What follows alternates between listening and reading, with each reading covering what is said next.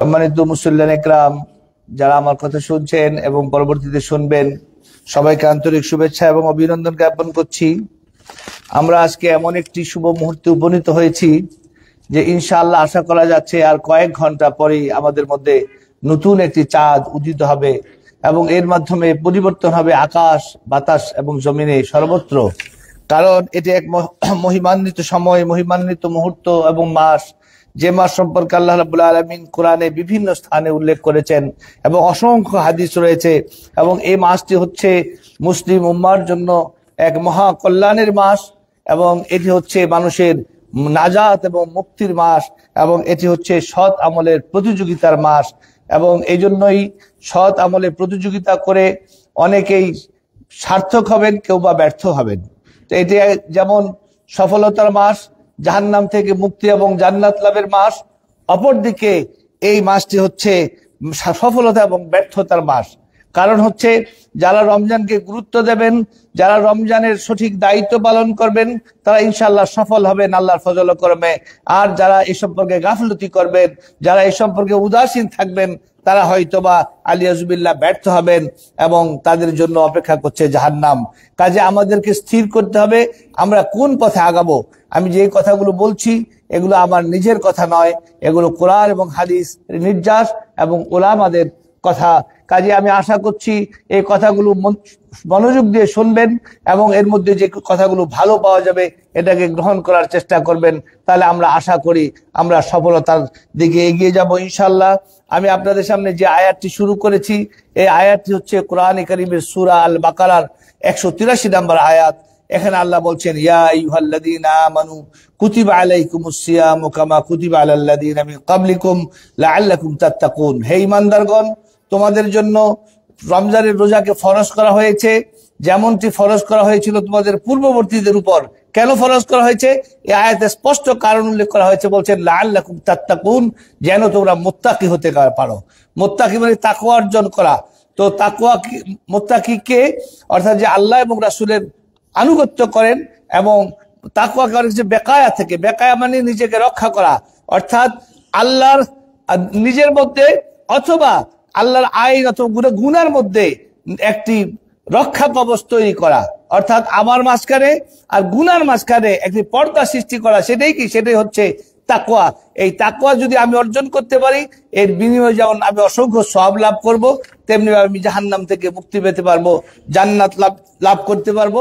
আল্লাহ বলছেন উইদ্দাত লিল মুত্তাকিন, জান্নাত সম্পর্কে যে জান্নাত মুত্তাকিনদের জন্য তৈরি করা হয়েছে। যেমন রমজানের মাধ্যমে রোজাদার মুত্তাকি হবেন, তেমনি জান্নাত আল্লাহ তৈরি করেছেন মুত্তাকিনদের জন্য এবং তাকওয়া অর্জনের জন্য এই রমজান মাস আল্লাহ দিয়েছেন। কাজেই আমরা যেন তাকওয়া অর্জন করতে পারি। আর তাকওয়ার প্রথম ধাপ হচ্ছে আল্লাহকে ভয় করা এবং আল্লাহর ভয় করে আল্লাহ এবং তার রাসূলের আনুগত্য করা এবং ইসলামের নিয়ম শাসন অনুযায়ী চলা। তা আমরা যতটুকু এই ব্যাপারে সতর্ক হব, সাবধান হব এবং আল্লাহ এবং রাসূলের আইন মান্য করব, ততটাই আমাদের তাকওয়া অর্জন হবে ইনশাআল্লাহ। আমি যে কথা বলছিলাম যে এটি আজকে এই শাবান মাসের 29 তারিখ ক্যালেন্ডার অনুযায়ী এবং এই মাস 29 হওয়ার কথা। আজ রাতেই অর্থাৎ সন্ধ্যা কাশে রমজানের চাঁদ দেখা যাওয়ার কথা। যদি রমজান শুরু হয় তাহলে আমি বলছি আকাশ বাতাস জমিনে পরিবর্তন আসে। সেই পরিবর্তনটা কি আপনারা জানেন। আল্লাহ রাসূল সাল্লাল্লাহু আলাইহি ওয়াসাল্লাম রমজানের আগমন উপলক্ষে সাহাবাদেরকে উদ্দেশ্য করে বলছেন, আতাকুম রমাদান শাহরু মুবারক, তোমাদের কাছে এসছে একটি মাস, রমজান মাস, সেটি বরকতময় মাস। ফারাদাল্লাহু আযজা ওয়া জাল্লা সিয়ামাহু, আল্লাহ রাব্বুল আলামিন ফারাদাল্লাহু আযজা ওয়া জাল্লা আলাইকুম সিয়ামাহু, তোমাদের প্রতি আল্লাহ পাক এ মাসে রোজা ফরজ করেছেন।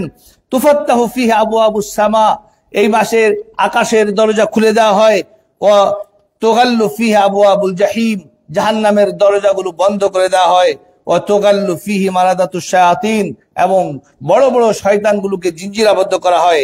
তারপরে বলছেন লিল্লাহি ফিহি লাইলাতুন খায়রুম মিন আলফি শাহর, এই মাসে একটি রাত আছে যেটি হাজার মাসের চেয়ে উত্তম। মান হুরিমা খায়রাহা ফাকাদ হুরিম, এই রাত থেকে যে বঞ্চিত হবে, এই মাসের রাতের ফজিলত থেকে যারা বঞ্চিত হবে তারা সত্যিকারেই বঞ্চিত। তাহলে বোঝা গেল যে এই মাস পেয়েও অনেকে বঞ্চিত হবেন, সফল হতে পারবেন না। তারা কারা? এই সম্পর্কে আল্লাহ রাসূল স্পষ্ট করে বলছেন এটা হাদিসে। আল্লাহ রাসূল বলছেন সাল্লাল্লাহু আলাইহি ওয়াসাল্লাম, রাগিবান ফুরাজুলিন দাখালা আলাইহি রমাদান সুম্মান সালাকা কাবলা ইউগফার আলাহ ওই ব্যক্তির নাক ধূলিসাৎ হোক, অর্থাৎ সেই ব্যক্তি লাঞ্ছিত, অপমানিত, ব্যর্থ। কে সেই ব্যক্তি? সে হচ্ছে মান দাখালা আলাইহি রমাদান, রমজান মাস পেল, রমজানে প্রবেশ করলো, সুম্মান সালাকা, আর রমজান চলেও গেল, কাবলা আইয়াগফিরালা, তাকে ক্ষমা করা হলো না। কাজেই যে ব্যক্তি রমজান পেল আর ক্ষমা পেল সে সফল, আর যে ব্যক্তি রমজান পেল তার গুনার মধ্যেই থেকে গেল সে হচ্ছে ব্যর্থ। কাজে আমরা কি সফল হতে চাই না ব্যর্থ হতে চাই? আমাদেরকে সিদ্ধান্ত নিতে হবে। যদি আমরা সিদ্ধান্ত নিতে পারি সফল হব, তাহলে সফলতার পথে আমাদেরকে চলতে হবে। সফলতার জন্য কি করতে হবে এই সম্পর্কে খুব সংক্ষেপে আমি আপনাদের একটি ধারণা দেওয়ার চেষ্টা করব। ওমা তৌফিকি ইল্লা বিল্লাহ। উলামায়ে কেরাম রমজানের রোজাদারকে 3 ভাগে ভাগ করেছেন। রমজানের রোজাদারকে 3 ভাগে ভাগ করেছেন। as-saimun lahum salasa darajat। তো প্রথম ভাগ যেটি নিচের দিক থেকে আমি শুরু করব। আমরা অধিকাংশ লোক এই প্রথম ভাগ মানে নিচ থার্ড ক্লাসে, ভাগগুলো 3টা কি 3 রকম, একটা থার্ড ক্লাস, একটা সেকেন্ড ক্লাস, আর একটা হচ্ছে ফার্স্ট ক্লাস। তাহলে থার্ড ক্লাস রোজাদার কারা? তারপর রোজার অর্থ কি আমাদের জানা দরকার। রোজার মানে আবিধানিক অর্থ হচ্ছে তার্ক আল ইমসাক, রোজার মধ্যে করার কিছু নাই। খুব ভালো কথা, প্রায় আমি এই কথাটা বলি, খেয়াল রাখবেন। রোজা এমন একটি ইবাদত যে ইবাদতে করার তেমন কিছু নাই, কিছুই নেই। বলবেন কি আছে? যেটা করতে হবে রোজার নিয়ত আপনাকে করতে হবে। ফরজ, রোজার মধ্যে 2টো ফরজ। কি কি? একটা হচ্ছে শুভ সাদেকের পূর্বে আপনাকে রোজার নিয়ত করতে হবে। রোজার নিয়ত কখন করবেন? ফরজ রোজার নিয়ত করতে হবে ফজরের আজানের সময় হওয়ার আগে থেকে। এই জন্য ঘুমের আগে নিয়ত করে রাখেন। আবার যদি উঠতে পারেন তাহলে সাহারি খাবেন, কোনো সমস্যা নাই। যতক্ষণ পর্যন্ত মানে শুভ সাদেক শুরু না হবে ততক্ষণ পর্যন্ত খাওয়া পান করতে পারবেন, অথবা যেগুলো স্বাভাবিক কর্ম করতে পারবেন।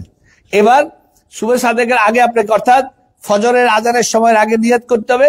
আর মাগরিব পর্যন্ত, মাগরিবের আজানের সময় পর্যন্ত আপনাকে এই নিয়তে থাকতে হবে যে আমি রোজা রেখেছি। খানা পিনা, খাওয়া পান করা এবং রোজা ভঙ্গ হয় এই সকল বিষয় থেকে বিরত থাকতে হবে। এই 2টা ফরজ, বুঝা গেছে?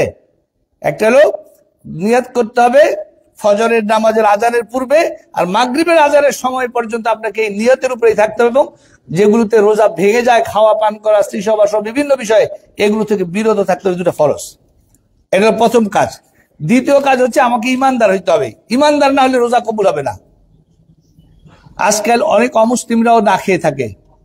ওরা দেখছে যে মানুষ যদি 12-14 ঘন্টা না খেয়ে থাকে, পান না করে, তাহলে স্বাস্থ্যের জন্য অনেক উপকার হয়, এই জন্য করে। তো তাহলে আমি যেটা বলতেছিলাম, প্রথম কথা হচ্ছে আপনাকে ফরজ যেটা সেটা মান্য করতে হবে। আর রোজা, তাই বলছি, রোজা অর্থ কি?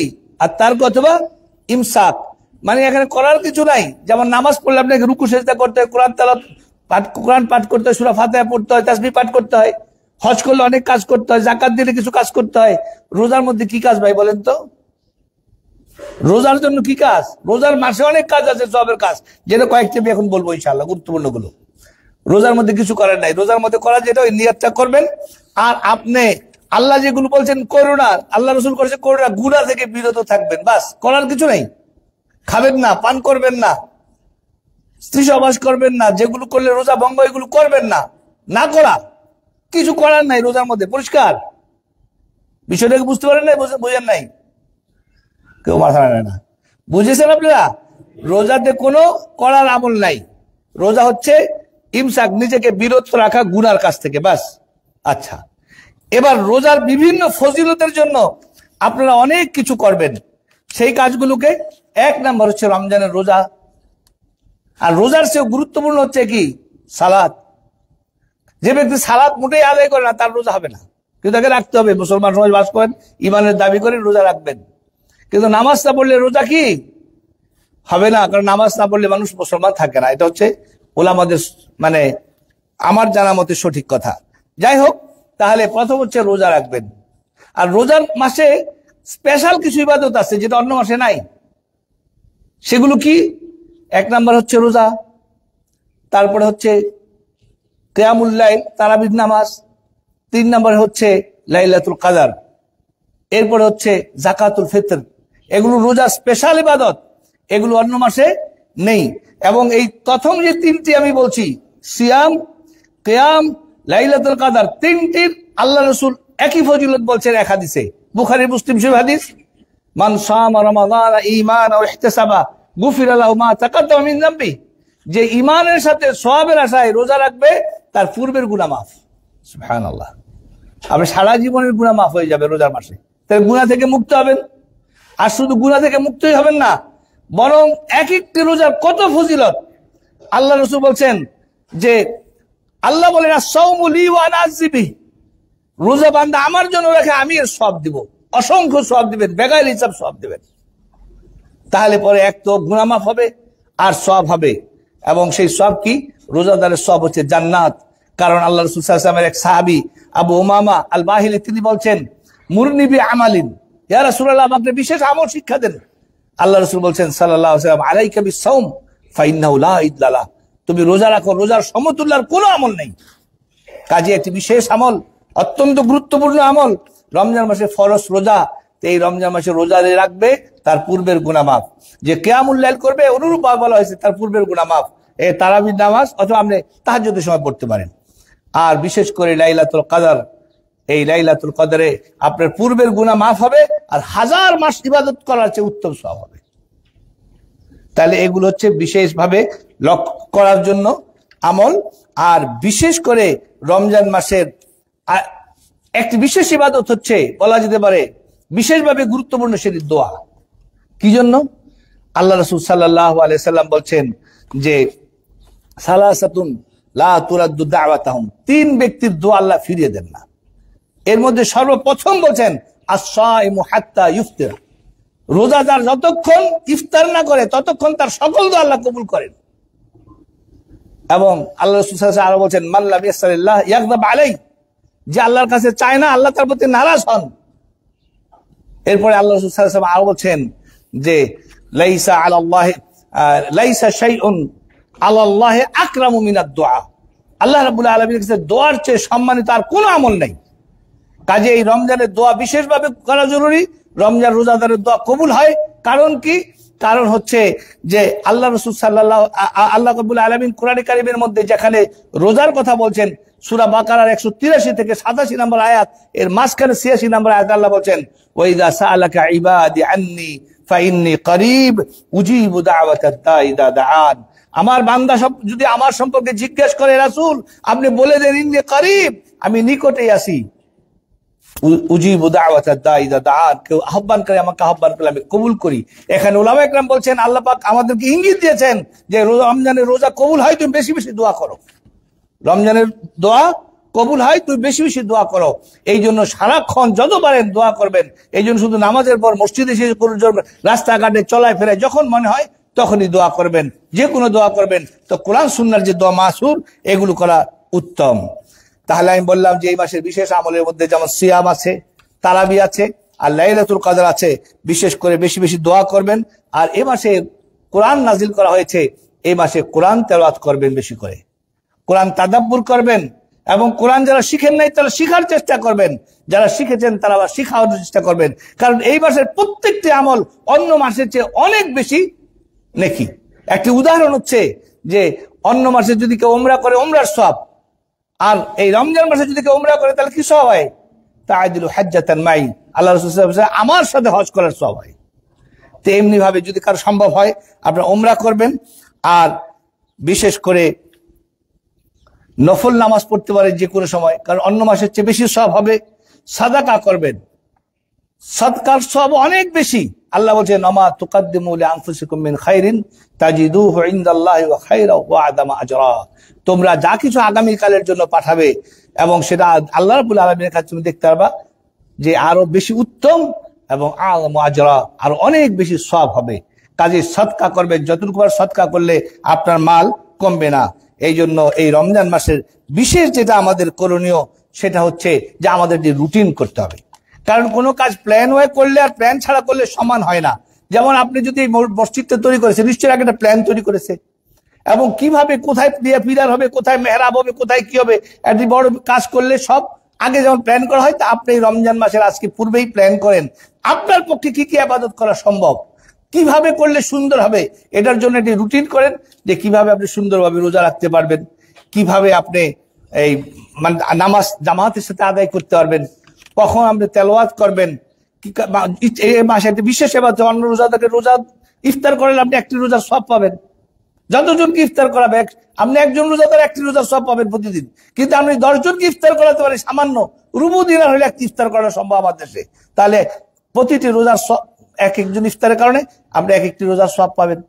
তাহলে এমনি ভাবে আপনি যে কথাগুলো বিশেষভাবে আপনার সম্ভব, নামাজ 5 ওয়াক্ত ফরজ নামাজ জামাতের সাথে পড়ার চেষ্টা করা উচিত। তেমনি ভাবে রোজাটা সুন্দরভাবে কোনো গুনাহ করবে না, যাবতীয় গুনাহ থেকে। শেষ কথা বলছি রোজা 3 ভাগে বিভক্ত। কিভাবে? সেটা হচ্ছে 1 নাম্বার হচ্ছে আমরা থার্ড ক্লাস, যে শুধু মুখ আর পেটকে বিরত রাখে, খানা পিনা ত্যাগ করে, গিবাত গালি সব গুনাহ করে, থার্ড ক্লাস, এটা আমরা অধিকাংশ। 2 নম্বর রোজাদার হচ্ছে সেকেন্ড ক্লাস, যারা গুনাহ থেকে বিরত থাকে।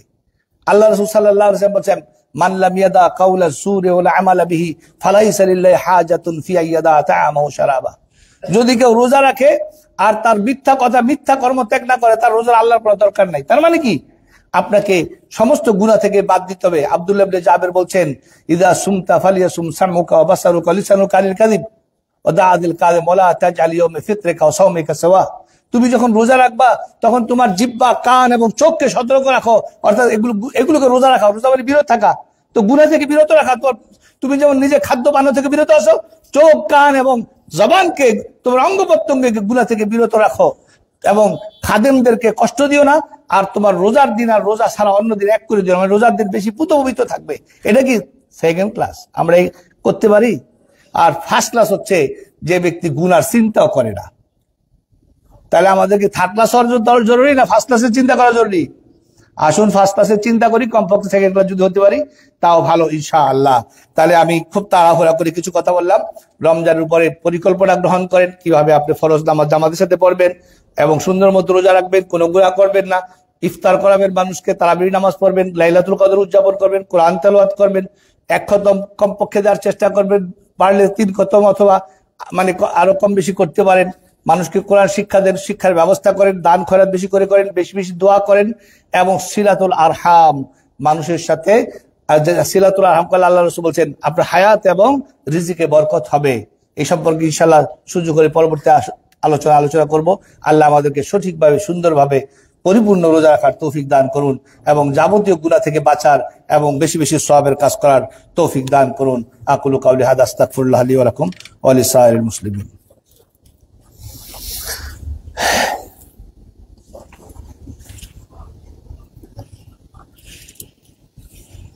إن الحمد لله والصلاة والسلام على رسول الله وعلى آله وصحبه أجمعين. اللهم صل على محمد وعلى آل محمد كما صليت على إبراهيم وعلى آل إبراهيم إنك حميد مجيد. اللهم بارك على محمد وعلى آل محمد كما باركت على إبراهيم وعلى آل إبراهيم إنك حميد مجيد. اللهم أعز الإسلام والمسلمين، اللهم أعز الإسلام والمسلمين، اللهم أعز الإسلام والمسلمين، اللهم احفظ المسلمين من أيدي الظالمين في كل مكان، اللهم احفظ المسلمين من أيدي الظالمين في كل مكان، اللهم احفظ المسلمين من أيدي الظالمين في كل مكان. اللهم آتنا في الدنيا حسنة وفي الآخرة حسنة وقنا عذاب النار. اللهم آمنا في بلادنا وسائر بلاد المسلمين، آمنا في بلادنا سائر بلاد المسلمين، اللهم آمنا في بلادنا سائر بلاد المسلمين. فاذكرني أذكركم واشكروا لي ولا تكفرون.